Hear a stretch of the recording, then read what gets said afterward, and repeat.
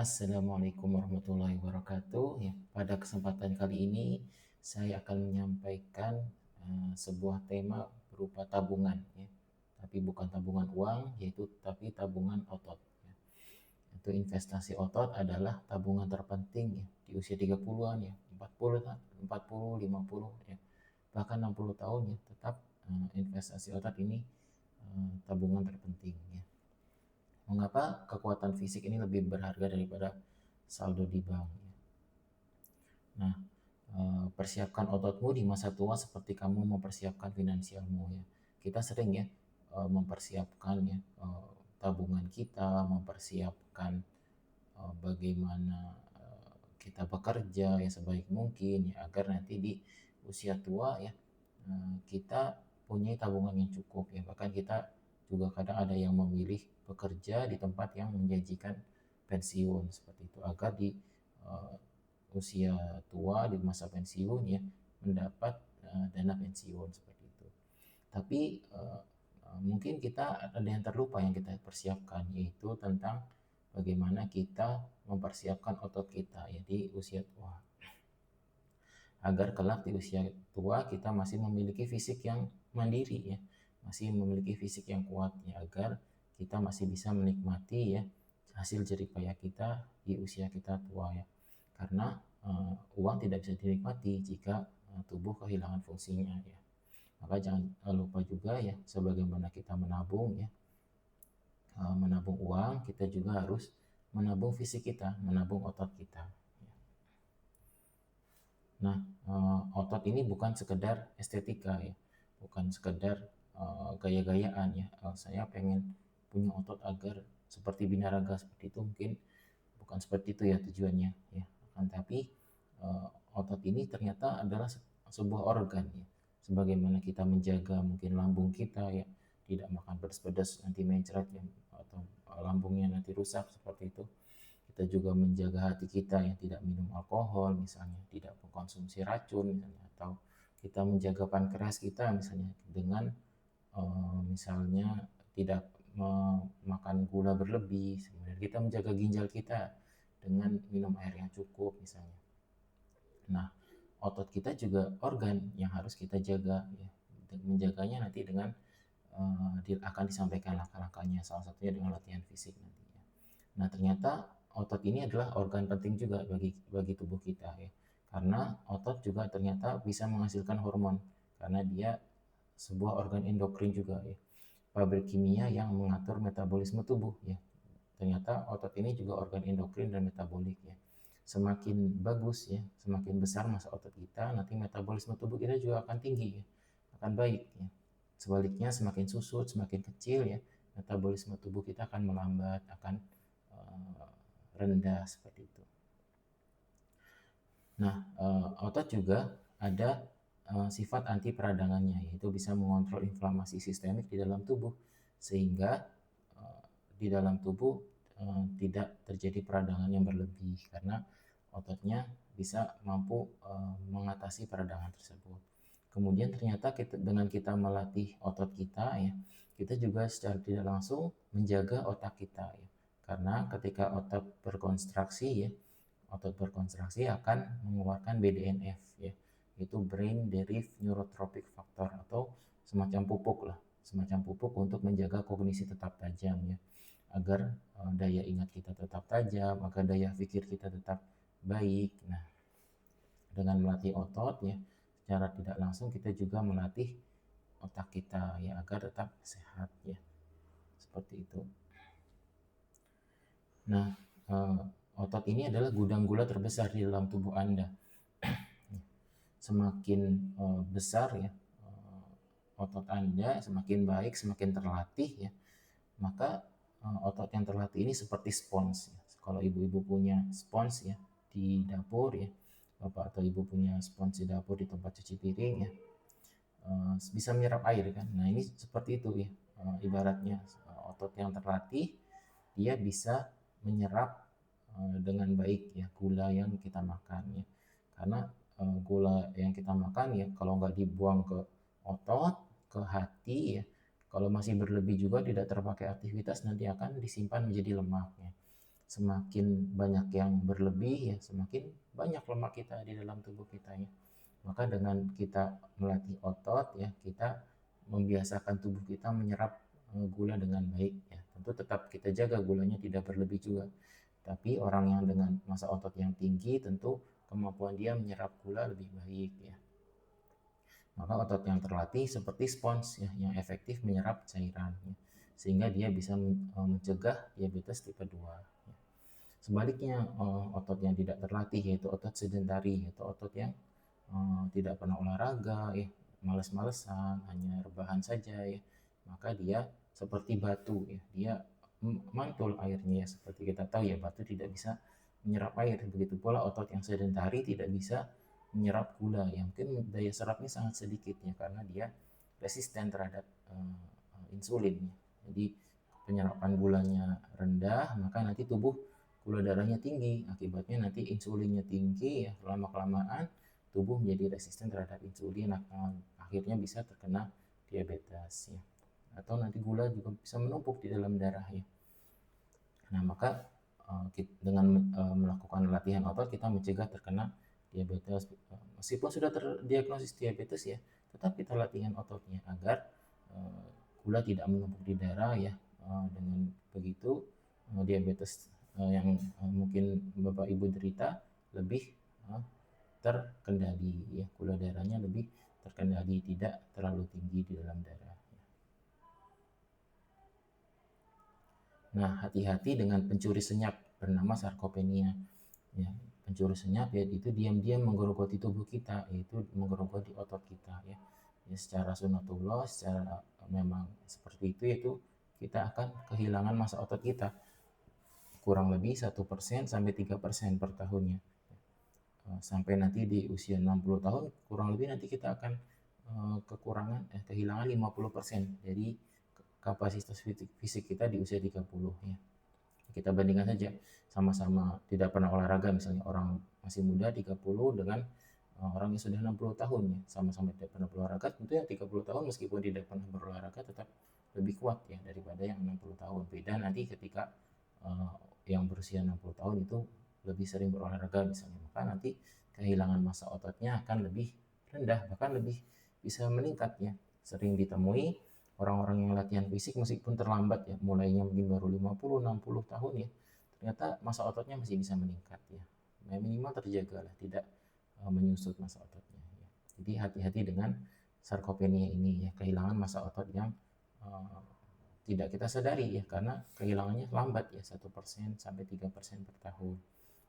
Nah, yang lebih diwaspadai lagi kehilangan kekuatan ya, kehilangan kekuatan ya. Ini lebih cepat daripada kehilangan massa otot. Tadi massa otot menurun ya 1% per tahun kurang lebih ya. Ini bisa dilihat di grafik ya, di bagian yang kanan yang atas ya, yang garis lurus itu penurunan massa otot ya, memang menurun 1% per tahun. Nah, yang garis putus-putus ini penurunan kekuatan. Penurunan kekuatan ternyata lebih cepat lagi ya, 3 kali lebih cepat daripada penurunan massa otot atau penurunan volume ototnya ya. Ternyata seperti itu. Seorang yang mungkin menurunnya baru sedikit tapi kekuatannya sudah sangat berkurang ya. Seorang yang mungkin 50, 60, 70 tahun ya, tentu kekuatannya sangat jauh daripada orang yang masih 30 tahun. Meskipun secara ukuran ya hanya berkurang, tidak terlalu jauh ya, tapi secara kekuatan berkurang jauh ya. Maka salah satu tujuan latihan ototnya nanti tidak hanya mencegah penurunan massa otot, tapi juga kita tetap menjaga kekuatan otot kita agar tetap baik.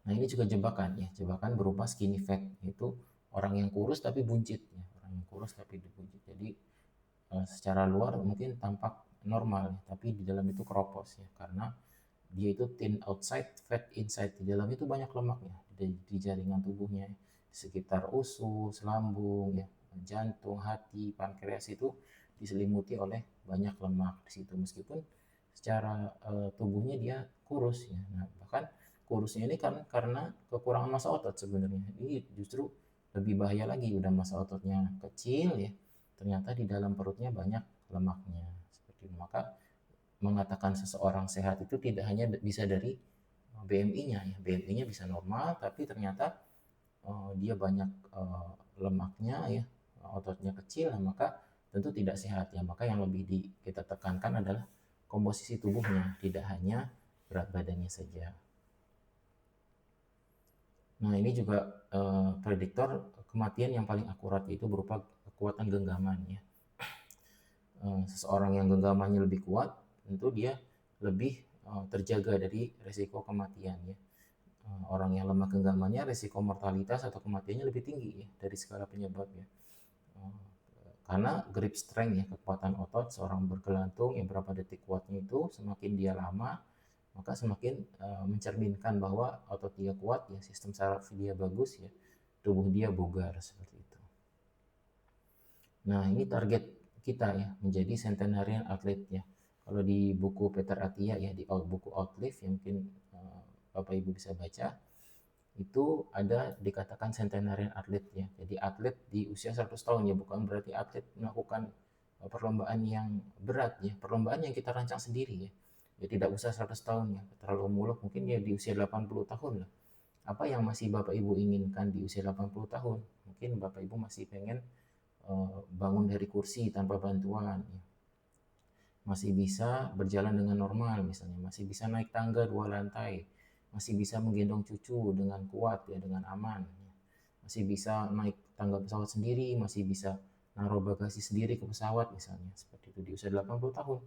Nah, maka itu targetnya. Target setiap orang beda-beda ya. Targetnya ditentukan dulu di usia 80 tahun Bapak Ibu masih ingin apa. Nah, kemudian strateginya adalah kita lakukan backcasting ya. Itu membangun cadangan fungsional. Apa maksudnya ya? Misalnya kita targetnya tadi di usia 80 masih mampu mengangkat 15 kg misalnya. Maka kita tarik mundur ya, di usia 60 tahun berarti ya harus lebih dari itu dong ya. Lebih dari 15 berarti mungkin 30 sampai 35 ya. Kemudian di usia 40 tahun berarti lebih dari itu lagi ya, 50 sampai 60 kg harus kita bisa mengangkatnya ya. Bukan berarti saat ini kita latihan berat-beratan ya, bukan gaya-gayaan ya, bukan saya bisa ngangkat berat, bukan itu, karena kita sedang membangun cadangan tabungan tadi ya, tabungan kekuatan ya. Karena mau tidak mau kekuatan kita nanti akan menurun ya, maka kalau kita targetnya di usia 80 masih bisa gendong cucu ya, maka saat ini kita harus mampu mengangkat yang berat seperti itu ya, kita latih. Jadi latihan sekarang itu untuk masa depan ya. Bukan untuk saat ini saja, bukan untuk gaya-gayaan saat ini ya, tapi untuk target masa depan sesuai dengan target masing-masing ya. Ketika targetnya mampu mengangkat cucu ya, maka saat ini harus mampu mengangkat yang lebih berat dari itu. Ketika targetnya masih di usia 80 tahun misalnya masih bisa naik tangga misalnya 2 lantai ya, maka saat ini mungkin bisa 6 lantai atau lebih, atau bahkan berlari di tangga seperti itu ya. Maka targetnya harus lebih dari target kita nanti di usia tua ya, seperti itu kurang lebih gambarannya strategi backcasting ini. Nah, apa saja sih langkah pastinya, yaitu yang pertama prioritaskan latihan beban ya. Yaitu kurang lebih 2 sampai 3 kali seminggu ya. 2 sampai 3 kali seminggu itu fokus di gerakan-gerakan compound, yaitu squat ya, gerakan berdiri jongkok ya. Kemudian push ya, push, pull ya. Yaitu gerakan mendorong dan gerakan menarik ya. Misalnya mendorong misalnya push up, kemudian gerakan menarik misalnya pull up ya, atau gerakan yang lainnya yang bisa kita lakukan ya. Push up ketika belum kuat misalnya kita bisa setengah push up seperti itu. Kemudian pull up ketika misalnya belum kuat ya kita lakukan yang barnya rendah seperti itu, atau kita menarik yang beban yang lain misalnya seperti itu. Nanti banyak gerakannya ya, bisa dicari misalnya kita home workout itu kita cari di YouTube saja banyak ya gerakan-gerakannya, tanpa menggunakan beban yang harus kita beli, itu kita bisa menggunakan alat-alat di rumah ya. Kemudian manfaatnya itu menjaga massa otot kita ya, agar massa otot itu terjaga bahkan meningkat ya, dan kepadatan tulang kita juga terjaga, mencegah dari osteoporosis ya, mencegah dari osteoporosis. Karena ternyata dengan kita latihan beban ya, tidak hanya menjaga otot, kita juga menjaga tulang kita agar tidak keropos ya. Kita sering temui ya orang-orang usia tua ya, tentu kita tidak inginkan ya itu terjatuh kemudian patah ya di bagian paha atau di bagian tulang yang lain ya. Tentu nanti jadinya berbaring saja di kasur ya, tidak bisa beraktivitas. Nah, tentu kita tidak ingin seperti itu ya. Tentu kita inginnya tetap bisa aktif bergerak ya. Kita bisa aktif melakukan aktivitas kita sehari-hari dengan baik ya. Maka kita harus menjaga masa otot kita ya, menjaga latihan fisik kita itu secara tidak langsung menjaga tulang kita ya agar tidak keropos. Nah, untuk melakukan latihan fisik ini perlu teknik yang benar, yang mungkin perlu kalau perlu ada yang melatih ya lebih bagus lagi ya. Maka tekniknya bisa benar ya. Jangan sampai tekniknya belum benar kita langsung angkat yang berat-berat ya, bebannya ditambah seperti itu ya. Jadi fokus ke tekniknya terlebih dahulu ya, baru meningkatkan bebannya. Nah, langkah selanjutnya yaitu kita pastikan ya protein kita tercukupi ya. Protein kita kurang lebih 1,2 sampai 2 gram per kilogram berat badan ya. Ini protein ini seperti batu bata untuk bangunan ya. Kita ketika Bapak Ibu ingin membangun rumah tentu harus ada batu batanya untuk membangun rumah tersebut. Nah, ini seperti ini sama ya. Ketika ingin membangun otot atau mempertahankan massa otot, kita perlu protein untuk sebagai bahan bangunannya ya. Sebagai bahan bakunya ya. Nah, kita pastikan ya.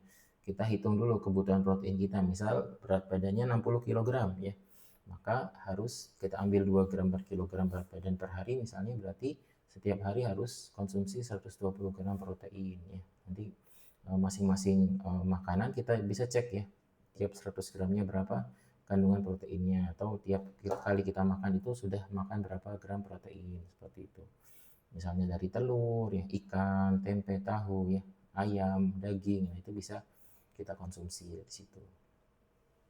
Kemudian kita juga harus tidur yang cukup ya. Tidur yang cukup waktunya, durasinya 6 sampai 8 jam. Kemudian pastikan juga tidurnya nyenyak ya. Karena kurang tidur bisa buat otot menyusut. Nah, otot juga tumbuhnya ketika kita tidur, bukan ketika kita latihan ya. Ketika kita latihan itu kita hanya memberikan rangsangan ya. Memberikan rangsangan, kemudian kita makan protein yang cukup, nanti pertumbuhan otot itu terjadi ketika kita istirahat ya. Maka jangan sampai kita tidurnya kurang ya. Udah tidurnya kurang, sering begadang ya, makan sembarangan, tidak tercukupi proteinnya, kemudian yang selanjutnya tidak pernah olahraga. Nah, nanti tentu itu kombinasi yang sangat baik untuk menyusutkan otot ya. Tentu kita inginnya sebaliknya ya. Nah, selanjutnya aktif bergerak ya. Aktif bergerak dengan jalan kaki misalnya. Kita target ya 7.000 langkah, 10.000 langkah lebih bagus lagi ya. Kita sering jalan pagi, misalnya jalan sore seperti itu ya. Tidak usah lari, jalan saja tidak masalah ya. Kalau bisa lari lebih bagus lagi ya. Tapi lari itu dia nanti akan menyebabkan masa recovery-nya lebih panjang ya. Mungkin orang yang jalan kaki mungkin bisa tiap hari ya jalan kaki, tapi orang yang lari setiap hari tentu akan sangat melelahkan ya. Maka kalau belum terbiasa bisa jalan kaki saja ya. Yang penting konsisten ya. Yang penting konsisten, kita targetkan 7.000 langkah per hari ya.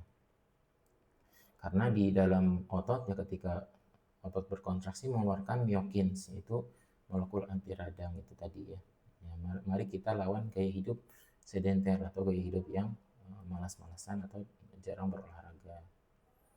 Kemudian pantau apa yang penting. Nah, yang penting itu adalah jangan terobsesi timbangan ketika seseorang misal mau menurunkan berat badan ya. Jadi yang benar itu bukan menurunkan berat badan, tapi menurunkan lemak ya. Tentu yang kita ingin turunkan adalah lemaknya ya, bukan ototnya ya. Kalau sekadar menurunkan timbangan ya mungkin dengan makan sesedikit mungkin sudah turun ya. Tapi kalau yang ingin turun adalah lemaknya, maka kita perlu latihan fisik juga, konsumsi protein juga ya, selain dengan mengurangi konsumsi makannya ya. Maka mungkin ada seseorang yang sudah diet, latihan, olahraga seperti itu ya, timbangannya sama tapi lemaknya turun, ototnya meningkat, tentu itu sudah bagus ya. Timbangannya mungkin sama ya, mungkin sudah latihan 1-2 bulan, 3 bulan ya, timbangannya masih sama tapi secara otot dia meningkat ya, secara komposisi tubuh dia membaik ya, lemaknya turun, lingkar pinggangnya turun tadi ya. Lingkar pinggang yang baik Untuk laki-laki kurang dari 90 cm, untuk perempuan kurang dari 80 cm ya, bisa kita ukur sendiri ya. Maka yang lebih kita prioritaskan adalah masa tubuh kita ya. Kesehatan jangka panjang itu bukan tentang apa yang kita hindari, tapi tentang apa yang kita bangun. Itu membangun masa otot itu tadi ya. Membangun masa otot kan butuh jangka waktu yang panjang. Nah, mari mulai menabung otot hari ini ya. Mulai menabung otot hari ini, jangan menunggu usia 70 tahun ya. Jangan menunggu usia tua ya. Kita membangun otot mulai dari saat ini juga, yaitu investasi terbaik dimulai saat Anda belum membutuhkannya ya. Mungkin saat ini ya serasa masih fine-fine saja, masih bisa beraktivitas normal. Nah, nanti ketika kita tidak latih, mungkin baru terasa di usia tua menyesalnya. Nah, jangan sampai kita baru merasa butuh ya sudah terdiagnosis penyakit, ya sudah terkena ya, amit-amit terkena stroke, terkena serangan jantung, misalnya baru diresepkan dokternya suruh olahraga baru mulai olahraga ya.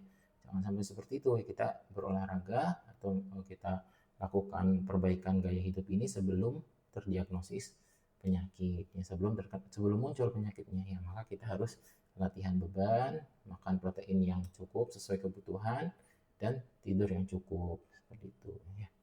Salam sehat dari saya. Assalamualaikum warahmatullahi wabarakatuh.